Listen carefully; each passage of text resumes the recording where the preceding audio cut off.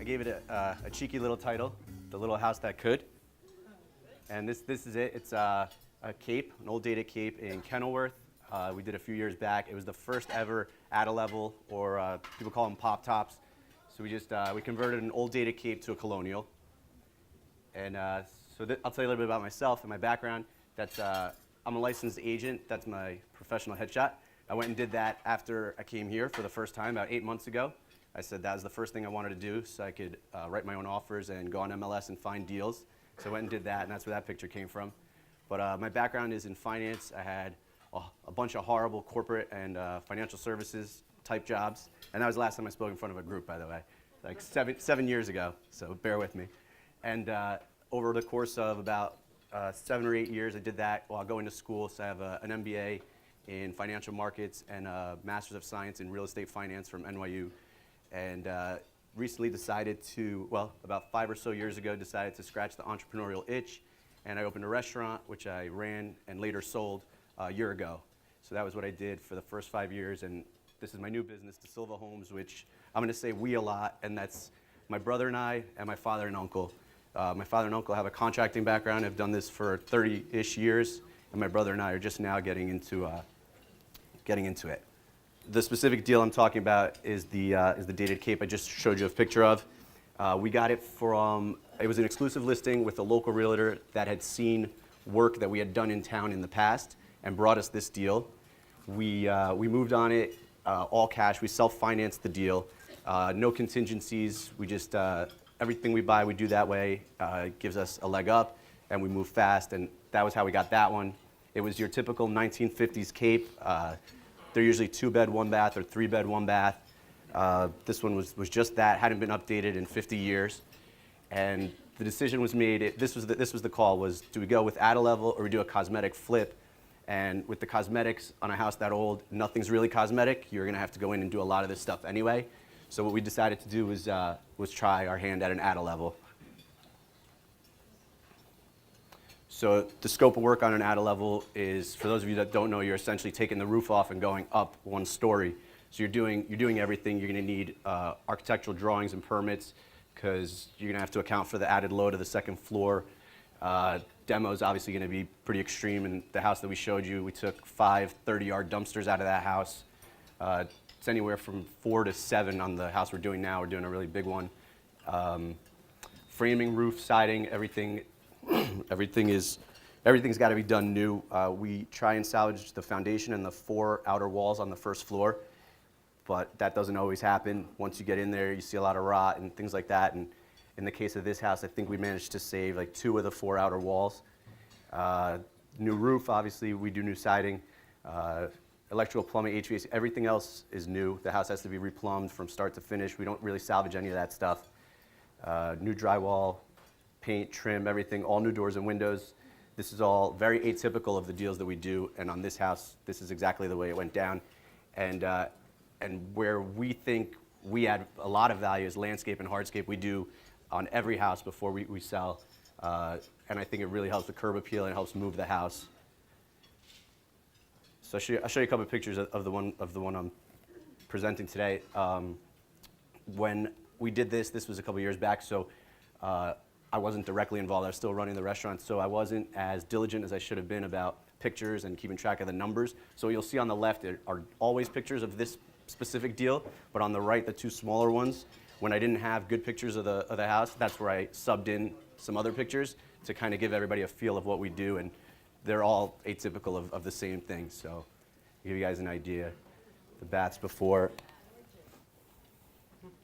So the kitchen on the left is in this house, and these are 2 older kitchens in 2 other houses that we did, just to give you guys kind of perspective on the rooms. And these are the upstairs bedrooms in the old dated capes. When they have them, sometimes the upstairs isn't even finished, so you'll have just a 2-bed, 1-bath downstairs and just an empty attic upstairs. And then here's us pulling the roof off of this house and some others. Gutted the inside. Here's where it starts to look like a house again. Pouring concrete patio and drive. And start to reframe the inside. You see it start to take shape inside. And here's the finished product on this house. And this house actually wasn't staged. The reason it looks like this is because my brother actually lived in this one. So we held it for a year, and this is all his stuff. So, but you can get a gauge for the finishes. So, and here's the good stuff. Here's the numbers on the deal. So we purchased this one at 190. Typically, we pick them up anywhere from 175 to 225. We do these primarily in Union County, so for perspective. Construction cost on this one was about 130. We've had it go anywhere from 125 to 150. Holding costs, we held it for, excluding the amount of time that he stayed in it, we held it for 6 months. Selling cost, we negotiated commissions. This is before, obviously, I had my license, and the realtor sold it at 3% for us. We sold at 465. It was quick. I think under 30 days, and profit 125,000, and ROI 36%. That's not a typical profit, and ROI those are very good. We didn't see those numbers again until the most recent one we've done. So, and that's including what we have going now is 10 deals. So, just so everybody understands, they're not all home runs. Can we give them a round of applause for that? Yeah. So some things I wanted to point out is with regard to timeline, we hadn't done one of those before, so we didn't know what we were dealing with regard to architects and drawings and permitting with the city.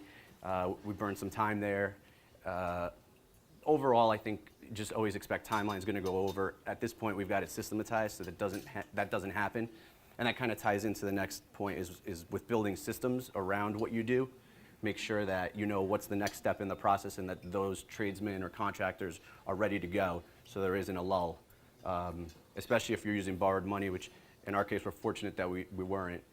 And I wanted to make the point that we took a risk and we got some increased upside in it. We could have just tried to do a cosmetic rehab and sold it as a cape, and I don't think we would have had that upside. Obviously, we wouldn't have had that upside, so we took a risk and we were rewarded in doing so.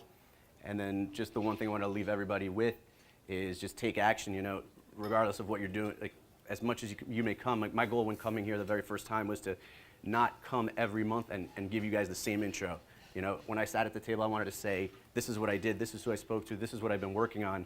And it's just always been in my nature to do that. So in the year that I've been doing this full time and in the 8 months that I've been coming here, I've, in some capacity, spoken to just about every vendor. You know, I've had people in the room come see deals. I've gone to see their deals. And that's where I think the value is in being here, is in taking action. So I just want to leave you guys with that. And I'm guessing there's time, so I can answer any questions you guys might have about the deal. First, give it up for him. What was your biggest lesson learned, or what would you do differently if you had to do that same project all over again? On that specific deal, I'd say the lesson learned was we didn't have a system in place, so we didn't know what was coming next. So there's a lot of shoot from the hip. We've developed kind of a system now where we know what the next step is, and we have those guys lined up, so there is no lull. We lost time, and we had to do a lot of things on site, on the fly. And I think that that's something that we don't do anymore, and that's something that I would just caution everybody against. And you almost don't know till you do it, till it goes wrong, but that's where you partner with someone who has done it so you don't make their mistakes. So you said that you funded this deal yourself. Did you factor in any financing costs or pay yourself any interest on this deal? No, someone actually asked me that same question before I came in, and I don't really think through it that way. We didn't. We self-financed everything, and we almost still do. I've been putting deals in front of lenders for the first time this year, but in the past it was always in some form or another. I either partner with a brother or father with uncle, or so we've always done our own deals. We self-finance. So no, I don't take that into account, but it makes sense to do that because your money does have value. So. Hi, how you doing? Question is, how did you acquire this deal? And have you found that a certain stream of where your deals come from tend to be more profitable than others? So, for example, if this was a foreclosure and you bought it at auction, do you find that you make the most profit on foreclosures or wholesales, or when you find a deal, where do you find the deals that make you the most money? So, well, this deal and a lot of the deals, probably I'd say 5 of the 10 that we've done, have come from realtors, a specific realtor who understands what we do, and that's where I hung my license when I went and got my license, is because she understands where the value is in selling a property for someone directly to a builder. If someone's been in a Cape for 50 years, 50 plus years, and has done absolutely nothing with it, there's really no retail buyer out there for that person.